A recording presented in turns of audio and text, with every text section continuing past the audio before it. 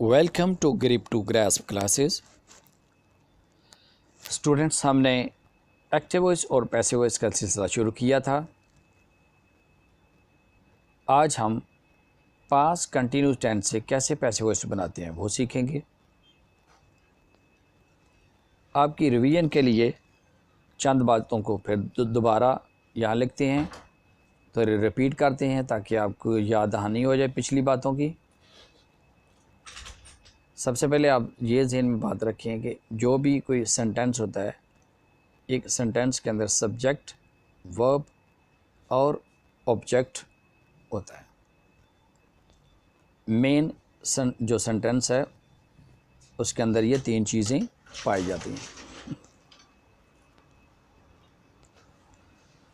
Number 2, active voice से passive voice बनाने के लिए 5 चीज़ों को ज़हन में रखना है। तो एक्टिव वॉइस पैसिव वॉइस जब बनाएंगे तो 5 चीज़ों को हम ज़हन में रखेंगे। वो सब्जेक्ट, वर्ब और ऑब्जेक्ट सेंटेंस में होते हैं।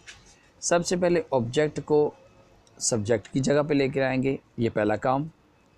दूसरे नंबर पर हेल्पिंग वर्ब लगता है, वो हर टेंस के मुताबिक लगता है। तीसरे नंबर पर वर्ब की तीसरी फॉर्म। तो आप ये तीसरे से तीसरी को याद रखें कि तीसरी जगह पे क्या चीज़ लगेगी, वर्ब की थर्ड फॉर्म। तीसरे नंबर पे क्या होगा, जब तीसरे का लफ्ज़ हो तो आपको समझ आ जानी चाहिए कि वहाँ वर्ब की थर्ड फॉर्म लगानी है। तीसरे नंबर पर ये तब्दीली होगी। और फिर बाद में चौथे नंबर पर बाय, और लास्ट में ये जो सब्जेक्ट है, ये सब्जेक्ट ये ऑब्जेक्ट की जगह पर चला जाता है।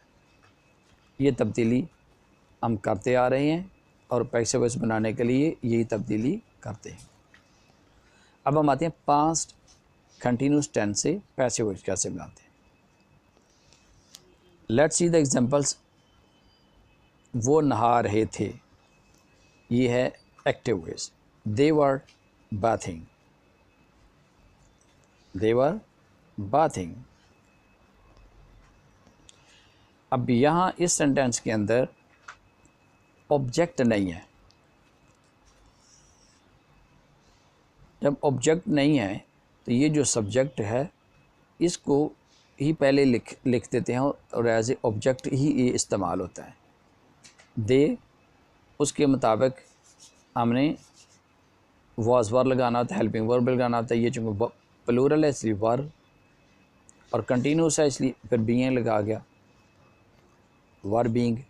और तीसरे नंबर पर वर्ब की थर्ड फॉर्म, बाथ से bathed. They were being bathed, वो नहाए जा रहे थे या उन्हें नहलाया जा रहा था।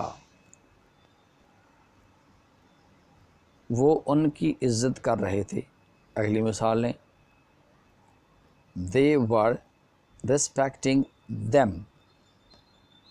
तो इस सेंटेंस के अंदर दे जो है वो सब्जेक्ट है, रिस्पेक्टिंग, रिस्पेक्ट यहाँ वर्ब है, और लास्ट में ऑब्जेक्ट है देम। तो हमने क्या करना है, ऑब्जेक्ट को पहले सब्जेक्ट बनाएं और देम से जो सब्जेक्ट होता है, देम की जो सब्जेक्टिव केस है, फाइली हालत है, वो दे ही होती है। इसलिए ये जो दे है, देम है, ये दे बन गया। दे और प्लूरल है वर, बीइंग, रिस्पेक्ट से थर्ड फॉर्म रिस्पेक्टेड, और बाय, ये जो सब्जेक्ट था दे, ये ऑब्जेक्ट की जगह पे आ जाएगा। और दे से them, they were being respected by them. ये नीचे बनाने का तरीका टाइप भी कर दिया है। मफूल को फ़ाइल की जगह पर लगाते हैं, फिर उसके बाद उसके मुताबिक वॉज या वर्ब को लगाते हैं, फिर बीइंग लगाकर तो वर्ब की थर्ड फॉर्म, और फाइल को मफूल के तौर पर लगाते हैं और उससे पहले बाय लगा देते हैं। अब मनफी फ़िक्रा, मनफी फ़िक्रात, नेगेटिव सेंटेंसेस कैसे बनाते हैं। मनफी फ़िक्रात बनाने के लिए वॉज या वर के बाद नॉट लगा देते हैं। बहुत आसान सा तरीका है। और उसके बाद बीइंग लगा देते हैं। पॉजिटिव में वर बीइंग था, अब नेगेटिव में वर और बीइंग के दरमियान हम नॉट लगा देते हैं और फिर वर्ब की third form. Let's see the examples. मिसालों की तरफ आते हैं। बादशाह हिरन का शिकार नहीं कर रहा था। King was not hunting the deer. अब सबसे पहले आपको ज़हन में देखना है कि सेंटेंस के अंदर क्या क्या चीज़ें हैं और हमने क्या क्या तब्दीली करनी है। किंग इसमें सब्जेक्ट है, हंटिंग वर्ब है और द डियर ऑब्जेक्ट है। तो हमें क्या करना है, ऑब्जेक्ट को सब्जेक्ट की जगह पे लेके आना है। द डियर पहले आ जाएगा, ये चूँकि सिंगल है इसके मुताबिक वॉज लग जाएगा, फिर नॉट, और चूँकि कंटिन्यूस है फिर बीइंग, वॉज नॉट बीइंग। और थर्ड पे क्या था, हंटिंग शिकार करना, ये वर्ब है, हंट से थर्ड फॉर्म आ जाएगी हंटेड। और फिर वर्ब के बाद हम क्या लगाते थे, बाय, और लास्ट में जो सब्जेक्ट है उसे ऑब्जेक्ट की जगह पर लगा देते हैं, by the king. The deer was not being hunted by the king. बादशाह से हिरन का शिकार नहीं हो रहा था।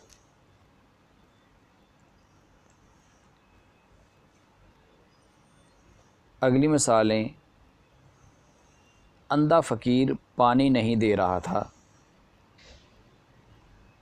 Blind beggar was not giving some water। पानी नहीं दे रहा था। अब हमने क्या करना है, सबसे पहले ऑब्जेक्ट को सब्जेक्ट पे लेके आना है। तो यहाँ ऑब्जेक्ट क्या है, सम वाटर।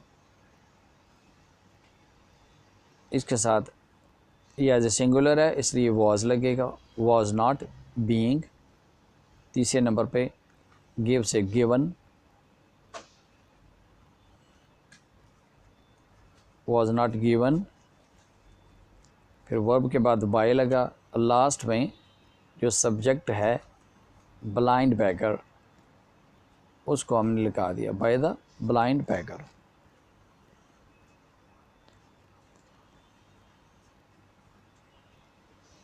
अगली मिसालें,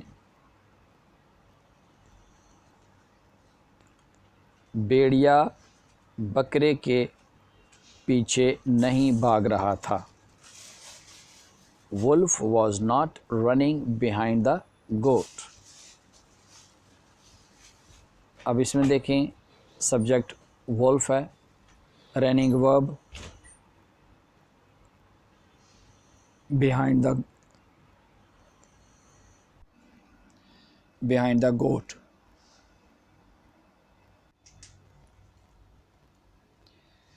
तो सबसे पहले लगाएंगे वुल्फ,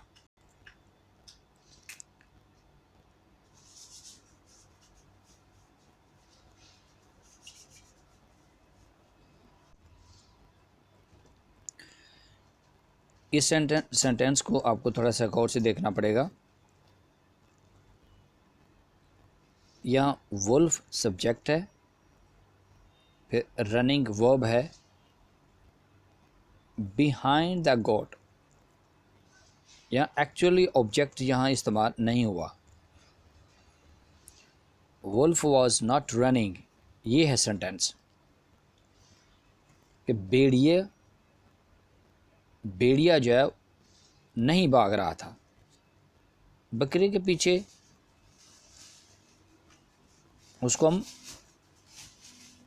एज इट इज़ बाद में लिखेंगे क्योंकि यहाँ प्रॉपर ऑब्जेक्ट को इधर कोई नहीं लगा। तो वुल्फ वॉज नॉट रनिंग, तो क्या आ जाएगा, wolf was not being run. कि भेड़िए को बकरे के पीछे नहीं भगाया जा रहा था, भेड़िए को नहीं भगाया जा रहा था। बिहाइंड द गोट, वो एज इट इज़ लग जाएगा बिहाइंड द गोट, यानी भेड़िया ये बकरे के पीछे नहीं भाग रहा था। तो एक्चुअल सेंटेंस क्या है? भेड़िया नहीं भाग रहा था। तो पैसिव वॉइस आ जाएगा कि भेड़िए को नहीं भगाया जा रहा था। तो बकरे के पीछे इसको जस्ट एंड पे एज इट इज़ लगा देंगे। तो चूँकि यहाँ प्रॉपर ऑब्जेक्ट नहीं है, इसलिए जो भेड़िया ये जो सब्जेक्ट है इसी को ही एज ए ऑब्जेक्ट इस्तेमाल किया जाएगा कि इसी को पैसिव वॉइस में चेंज कर दिया जाएगा, बदल दिया जाएगा। Wolf was not being run, भेड़िए को नहीं भगाया जा रहा था। बिहाइंड द गोट, गोट के पीछे, बकरे के पीछे। अब आते हैं सवालिया फिक्रात, इंट्रोगेटिव सेंटेंसेस।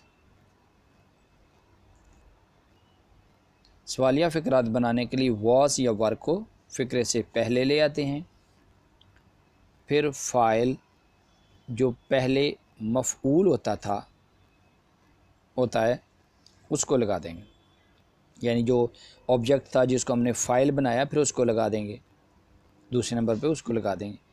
और थर्ड नंबर पे बीइंग जो सब्जेक्ट के बाद लगता था, और उसके बाद वर्ब की थर्ड फॉर्म। अब एग्जाम्पल की तरफ आएँ। क्या वो यतीम को धक्के दे नहीं रहा था, या क्या वो यतीम को धक्के नहीं दे रहा था? Was he not pushing the orphan. अब इसमें सब्जेक्ट क्या है, किस पर काम हो रहा है? धक्के किसको दिए जा रहे थे? ऑर्फन। नहीं दिए जा रहे थे किसको? ऑर्फन। ये ऑब्जेक्ट है, ठीक है। अब ऑब्जेक्ट के मुताबिक हमें वॉज वर्ब पहले लगाना है। ऑर्फन चूँकि एक है, यतीम की बात हो रही है, तो पहले सबसे पहले हम लगेंगे वॉज, कि ये जो ऑब्जेक्ट है वो लग जाएगा। एक्चुअली ऑब्जेक्ट को ही हमने सबसे पहले लगाया है, वॉज को जस्ट इंट्रोगेटिव सेंटेंस बनाने के लिए पहले लगा दिया है। तो ऑब्जेक्ट जो है वो एज ए सब्जेक्ट लग गया, सब्जेक्ट की जगह पे लग गया। वॉज द ऑर्फन, नॉट उसी जगह पे रहा, नॉट बीइंग जो सब्जेक्ट के बाद उसी जगह पे रहा, और थर्ड जगह पे पुश से पुश्ड, फिर बाय, ही से him, by him. Was the orphan not being pushed by him, क्या यतीम को उसे धक्के नहीं दिए जा रहे थे? और नेक्स्ट एग्जांपल है, क्या उसे मूजी जानवर नहीं खा रहा था? Was the cruel beast not eating him? तो यहाँ आप देखें, ये इंट्रोगेटिव सेंटेंस है, सवालिया फ़िक्रा है। सब्जेक्ट इसमें क्या है? द क्रूअल बीस्ट, ये है सब्जेक्ट। ईटिंग इसमें वर्ब है, और हिम इसमें ऑब्जेक्ट है। अब हिम के मुताबिक हमने पहले हेल्पिंग वर्ब को लगाना है इंट्रोगेटिव बनाने के लिए, यानी वॉज या वर्क को लगाना है। तो हिम चूँकि ही से हिम है तो इसके साथ वॉज लगेगा। तो पहले हम क्या लगा देंगे? वॉज, फिर हिम को लगाएंगे जो ही में बदल जाएगा। Was he, again not, was he not being, और तीसरी जगह पे क्या है? ईट से eaten, was he not eaten by, last में क्या? The cruel beast. ये जो द क्रूअल बीस्ट यहाँ सब्जेक्ट था वो ऑब्जेक्ट की जगह पे चला गया। अब ये ग्रैस्प है, एक्सरसाइज है, आप इसको इंग्लिश में ट्रांसलेट कीजिएगा, और जहाँ कोई दुश्वारी हो आप पूछ सकते हैं। ये नीचे डिक्शन भी दी गई है, डिफ़िकल्ट वर्ड्स हैं, इनकी मदद से आप इसको ट्रांसलेट कर सकते हैं। इसके अलावा आपको कोई भी और कन्फ्यूज़न हो, कोई मसला हो, कोई बात हो जहन में, कोई बात की समझ ना आई हो, तो आप कमेंट में आके पूछ सकते हैं। अब नेक्स्ट लेसन तक इस लेसन को याद कीजिएगा, अपना ख्याल रखिएगा। Okay, take care and goodbye.